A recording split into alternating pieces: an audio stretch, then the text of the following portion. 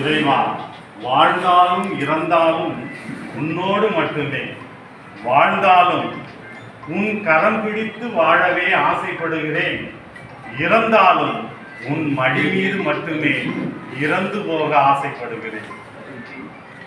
வாழ்ந்தாலும் இறந்தாலும் உன்னோடு மட்டுமே. இயேசுவில் பிரியமான சகோதர சகோதரிகளே, இன்றைக்கு நாம் ஒரு அருமையான ஒரு நிகழ்வுக்காக இங்கே கூடியிருக்கின்றோம். அதாவது மனிதனுடைய பிறப்பும் இறப்பும் இயற்கையானது. பிறப்பும் இறப்பும் கடவுளின் கரங்களில் உள்ளது. ஆனால் மனிதனின் வாழ்வும் அவர்களது வாழ்க்கை நெறிமுறைகளும் அவரவர் கைகளில் தான் உள்ளது. அதாவது நமது கரங்களில் தான் உள்ளது. பிறந்தவரெல்லாம் வளர்வதும் இல்லை, வளர்ந்தவரெல்லாம் வாழ்வதும் இல்லை, வாழ்ந்தவரெல்லாம் நிலைப்பதும் இல்லை.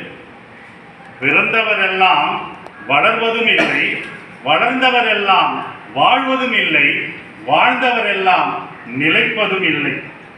நிலைக்க வேண்டும். வாழும் போதும் சரி, மனிதன் இறந்த பிறகும் சரி, மனித வாழ்வு நிலைக்க வேண்டும். கடவுள் தன்னுடைய சாயலாக மனிதனை படைத்தார். மாண்பும் மகத்துவமும் நிறைந்தவர்களாய் இறைவன் நம்மை படைத்திருக்கின்றார்.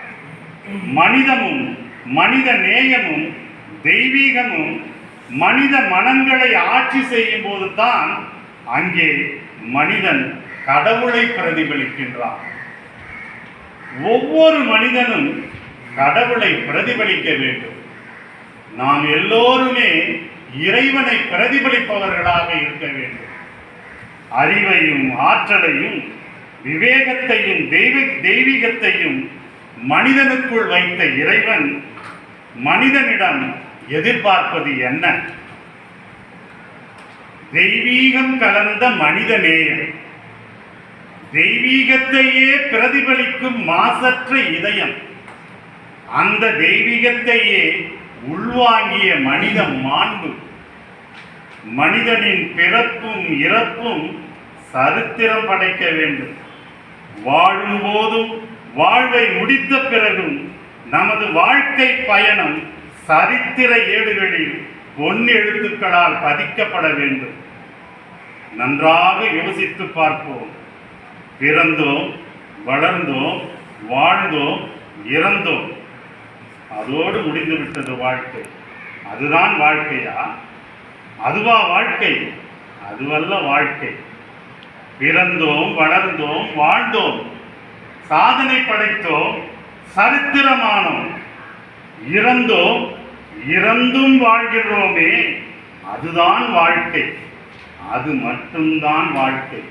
இறந்த பிறகும் ஒருவர் வாழ்ந்து கொண்டிருக்கிறார் என்று சொன்னால் அதுதான் வாழ்க்கை.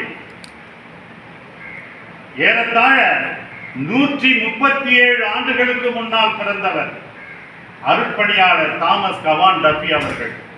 அவர்களை பற்றி நாம் இன்றைக்கு இங்கே பேசிக் கொண்டிருக்கிறோம் என்று சொன்னால் அது அவரது வாழ்க்கை நெறிமுறைகள்.